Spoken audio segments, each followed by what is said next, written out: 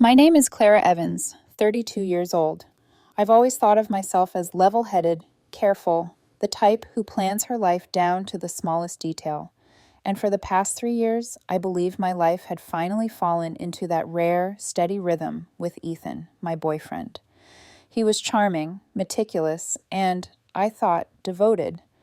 But sometimes the people we trust the most are the ones who can hurt us the deepest. It started on a Tuesday afternoon that should have been ordinary.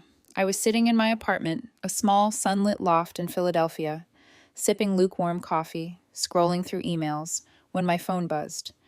Not a message from Ethan, but from my lawyer, Julia Harper. "Clara, we need to talk now," the text read. I frowned, my stomach tightening. Julia is meticulous, never texting in such an urgent tone unless something was serious. I called her immediately. "Clara, you're not going to believe this," Julia said, her voice measured but incredulous. "Your boyfriend, he texted me something very explicit." My coffee cup trembled in my hands. "What do you mean?" There was a pause, just long enough for my mind to start spinning. And then it hit me. Ethan had been texting someone, and somehow that someone was Julia, not me. She continued, "He thinks he's sending this to you, confessing, well, everything. The affair, the lies, the other woman. It's all in the messages. Clara, I have the text right here. Screenshots, timestamps, every word." The room suddenly felt smaller, the walls pressing in. My heartbeat was loud in my ears. Betrayal doesn't just arrive in whispers. Sometimes it slams into your life like a truck. And that's exactly what this was. I had to see them for myself. Julia sent the screenshots. And there it was, in black and white. "Just slept with her. Wanted you to hear it from me first. She's so much better than you ever were." The name wasn't mine. The phone number belonged to my lawyer. Ethan had thought he was confessing to me, but he had texted the wrong person entirely. I sank onto the couch, trying to breathe. I had always trusted him. I had laughed at his jokes, leaned on him when life got hard, shared my dreams and fears. And in one careless, arrogant instant, all of that trust had been shredded into words on a screen that weren't meant for me, but that now belonged to Julia, who was already gathering evidence as if preparing for battle. "Clara, legally, this is gold," Julia said gently. "Written admission, precise details, timelines. It's all here. If you want, I can handle the fallout. Discreetly, strategically. Clean and professional." My fingers flexed around the edge of the couch cushion. Clean. Professional.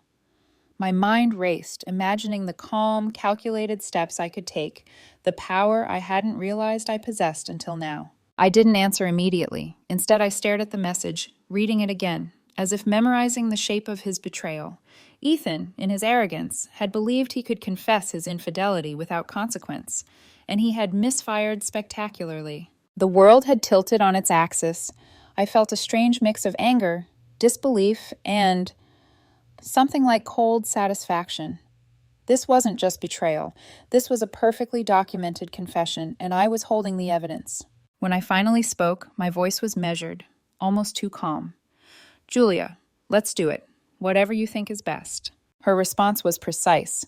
"We'll begin by documenting everything, freezing shared accounts, drafting notices, and preparing a legal plan. You won't have to lift a finger, except to maintain your composure." Composure. The word echoed in my mind.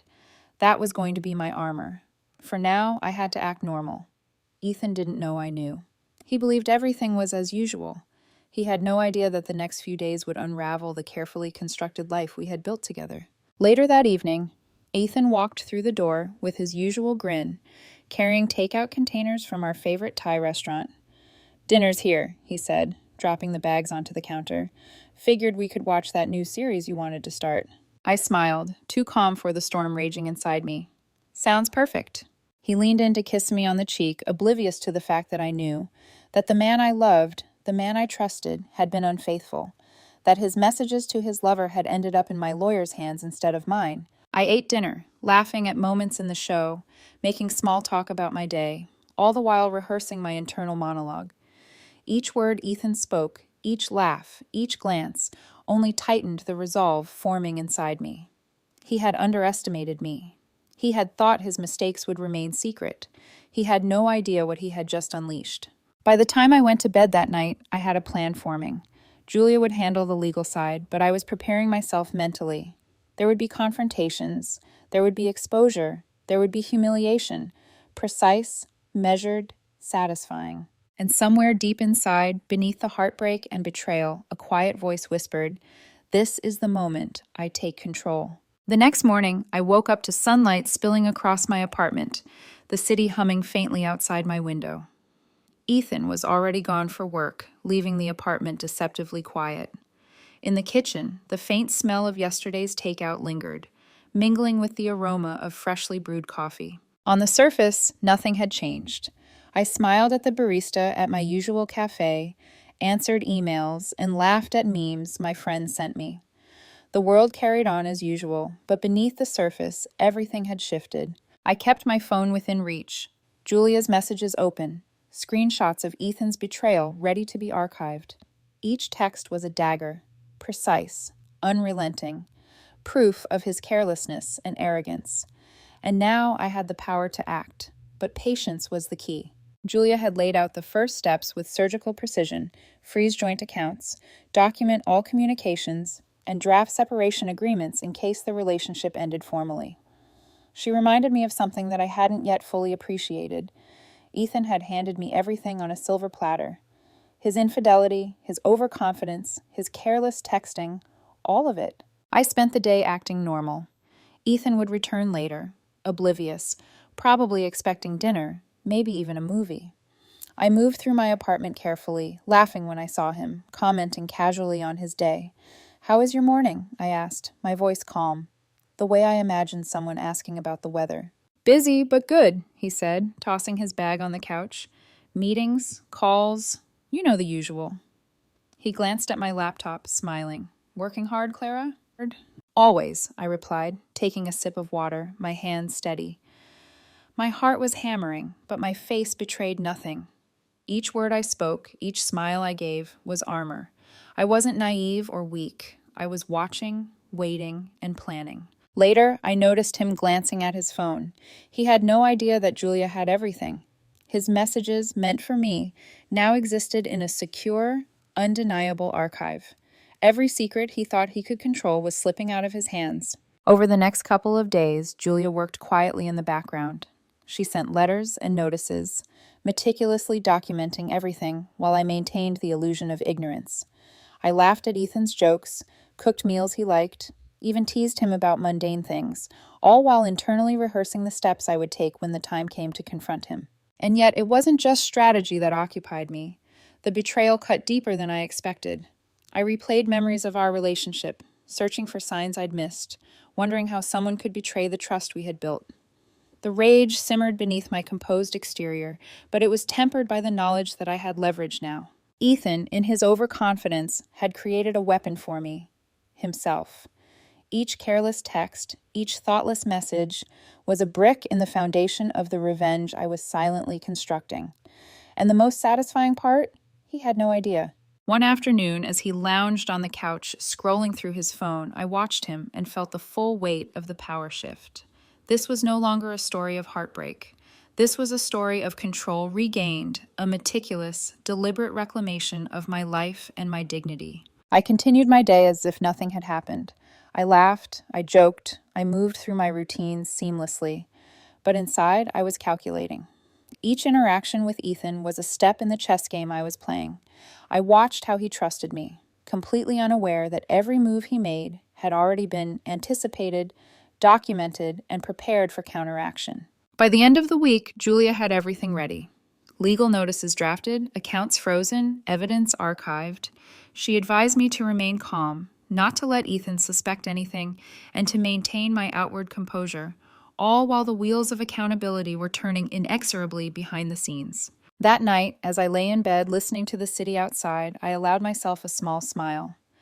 I was no longer just the victim of betrayal. I was a strategist, a woman reclaiming the ground Ethan had thought he controlled. And when the moment came to act, when the truth emerged fully, the fallout would be precise, undeniable, and entirely of my making. I drifted to sleep knowing one thing with certainty. Ethan had underestimated me. He had assumed that his infidelity, hidden in the shadows, would remain secret. He had assumed he could control the narrative, but he had forgotten one critical detail. I had the truth, and I was ready to use it. By Monday morning, the first wave of consequences had quietly begun. Julia had filed everything discreetly: separation notices, freezes on joint accounts, and preliminary drafts of a civil complaint against Ethan's lover. All procedural, all professional, yet every step tightened the noose around his arrogance. Ethan still acted as if everything was normal. He brewed his coffee with his usual flourish, greeted me with a grin, and even lingered a little longer than usual by the counter, casually discussing his workday. I nodded, laughed at his jokes, asked about his meetings, all with the same calm exterior I had maintained since discovering the messages. Every smile I gave, every laugh I feigned, was a mask over the storm of betrayal simmering inside me. It was exhilarating, in a strange, cold way, to see him so oblivious.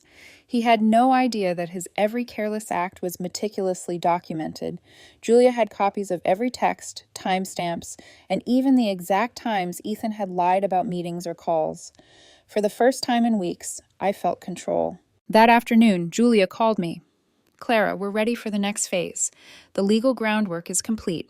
If you choose, we can begin serving notices and drafting the official separation agreements." I felt a thrill of satisfaction. Not revenge, exactly. Justice, precise and unavoidable. "Let's proceed," I said, my voice steady. By Thursday, Ethan's world started to tilt. The first notice appeared at his office, carefully timed by Julia, so he would receive it without any dramatic fanfare, but unmistakably formal: a draft of the separation agreement and an official warning about frozen joint accounts. He read it with confusion at first, muttering under his breath about mistakes and misunderstandings, completely unaware that I already knew everything he had done. That evening, he came home expecting dinner, casual conversation, maybe even a laugh at a TV show we had been binging. Instead, he found me calm, collected, and unfazed. "How was your day?" he asked, trying to gauge my mood. "Productive," I replied, with just a hint of amusement in my tone. "Handled some errands, caught up on emails." He blinked. Something's in my voice unsettled him. For a moment, he thought I might know, but he quickly shrugged and moved on, oblivious, still arrogant. By the end of the week, the social ripple effects began. Ethan's friends, who had assumed he was blameless, began noticing his tension. A subtle comment here, a strange look there. Meanwhile, Julia quietly ensured that every legal step was airtight. Every potential loophole Ethan might exploit was already covered. Then came the public exposure, controlled, precise, and devastatingly effective. Julia coordinated with me to send formal notices to Ethan's lover, highlighting the legal consequences of the affair and the potential civil claims. The lover, unprepared and panicked, scrambled, trying to justify actions and evade responsibility. The beauty of it was in the precision. Every move was measured, every consequence inevitable. Ethan's arrogance had left him exposed, and my calm, calculated response ensured that the fallout was complete. Friends began piecing together the story. Subtle comments at gatherings, mutual friends' whispers, all feeding into a narrative that Ethan had overstepped every line. And through it all, I maintained composure. The world saw laughter, casual conversation, an ordinary relationship. But behind closed doors, I was orchestrating a masterclass in accountability. By the weekend, the tension had reached its peak. Ethan, frantic and confused, tried to confront me. "Clara, what's going on? Why are the accounts frozen? Why is Julia sending me all these notices?" I looked at him, calm, my eyes steady. "You made your choices," I said quietly. "I'm just following the path you laid out for me." He opened his mouth, but I held up a hand. "No arguments, no explanations. Everything is documented. Everything is clear. You had your chance to act with integrity, and you chose not to." The silence that followed was electric. For the first time, I saw fear flicker in his eyes, the realization that his carefully hidden misdeeds had been exposed. Julia worked behind the scenes to ensure that all legal documents were correctly filed, notices served, and evidence properly archived. By the time Ethan grasped the full scope of what had happened, the damage was already done. His world, once stable, was unraveling. Not with anger or vengeance from me, but with the unstoppable precision of the law and the careful orchestration of someone who had been wronged and refused to be a victim. As I lay in bed that night, I allowed myself a small, private smile. The betrayal had been devastating, yes, but it had also revealed something I hadn't fully known: my own resilience, my capacity for patience, and the power of measured, deliberate action. Ethan's shock was complete. The world he had believed he controlled was slipping through his fingers, all because he had assumed he could act with impunity. And now, I was no longer just the person he had betrayed. I was the one holding the reins, and the shock waves he had set in motion would only grow as the consequences unfolded. By the following week, the legal machinery Julia had set in motion began to yield results. Notices had been formally served, joint accounts frozen, and Ethan's lover confronted with civil claims. Everything unfolded with methodical precision, leaving no room for ambiguity or excuses. Ethan arrived home one evening, exhaustion etched on his face, his arrogance replaced by a jittery tension I had never seen before. "Clara, I don't understand. What is all this? Why is everything happening?" I poured a glass of water and handed it to him without a word, keeping my voice steady. "You'll see soon enough. But remember, this isn't about revenge. This is about accountability. You made your choices." His eyes flicked toward Julia's emails and the various letters on the counter, panic slowly replacing confusion. I had kept my composure perfectly, which only amplified his unease. The fallout wasn't limited to our personal space. Mutual friends began quietly distancing themselves, subtle questions turning into pointed observations about his behavior. It became impossible for him to maintain the illusion of normalcy. Ethan had assumed the world would remain blind to his indiscretions, but every misstep was now documented, irrefutably, in the hands of someone who refused to be a victim. Meanwhile, Julia worked tirelessly to secure our legal position. Eviction notices, separation agreements, and civil claims against the lover were finalized. Everything was airtight. When the first court dates arrived, Ethan realized that the situation was far beyond casual negotiation. His carefully constructed facade was crumbling. The culmination came during the civil proceedings. With Julia's meticulous preparation, the court reviewed clear evidence: text messages, timelines, and documented attempts at concealment. Ethan's lawyer tried to argue mitigating circumstances, but the evidence was overwhelming. There were no loopholes, no gray areas. Throughout the trial, I remained calm, collected, and dignified. I watched as Ethan faced the consequences of his actions, his arrogance replaced by visible regret. And though the betrayal had cut deep, there was a sense of closure in knowing that justice was exact, deliberate, and unavoidable. Outside the courtroom, mutual acquaintances who had doubted me began acknowledging the truth. Some offered quiet apologies for underestimating the situation. Others simply stepped back, understanding that the world had shifted.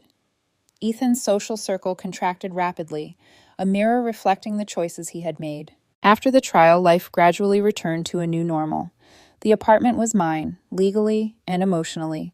I redecorated, reclaiming my space not as a battlefield, but as a sanctuary. I immersed myself in work, friends, and hobbies that reminded me of who I was outside the shadow of betrayal. The most important transformation, however, was internal. I had discovered a strength I didn't fully recognize: the ability to endure heartbreak, to act strategically under pressure, and to reclaim control in the aftermath of deception. Betrayal had been devastating, yes, but it had also revealed resilience, precision, and personal power. Ethan faded from my daily life, a cautionary figure whose choices had consequences. The lover faced civil accountability and was forced to confront the results of their actions. The world I rebuilt was grounded in truth, dignity, and a hard-earned sense of closure. And in the quiet moments, sipping coffee, reading a book in the sunlit loft, or laughing with friends, I allowed myself to feel the peace that comes from having survived, having reclaimed control, and having witnessed justice unfold. The betrayal had been catastrophic, but it had also been instructive. It reminded me that life is unpredictable, that trust is precious, and that when wronged, measured action, patience, and courage can transform devastation into empowerment.